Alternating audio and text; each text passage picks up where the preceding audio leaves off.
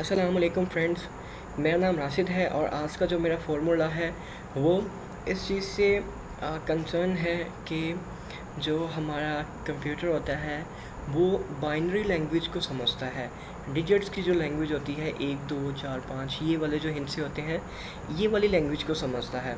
यहाँ पे देखें कि मैंने कुछ नंबर्स लिखे हुए हैं, कुछ डिजिट्स लिखे हुए हैं लाइक 12 82 92 1 2 5 2, ठीक है। तो अब मैं ये है बाइनरी लैंग्वेज।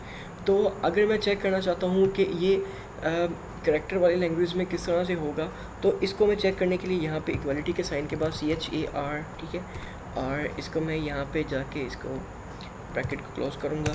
तो आप देख सकते हैं कि जो बाइनरी कोड है 12, उसका जो करैक्टर है वो ये वाला है।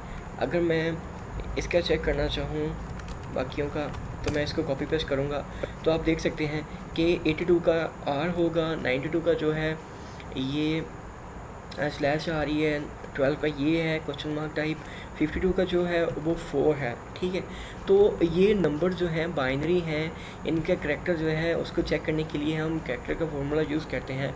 तो आप भी डिफरेंट चेक कीजिएगा, लाइक मैं यहाँ पे कह देता हूँ 52 है तो इसका जो करैक्टर है वो होगा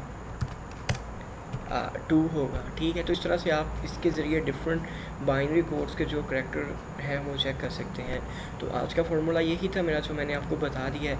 उम्मीद करता हूँ आपको समझ आई होगी, और मेरे फेसबुक पेज को भी लाइक कीजिए, डेली मिशन चैनल को भी सब्सक्राइब कीजिए, और मेरी वीडियोज़ को आप यहाँ पर जाके देख सकते हैं।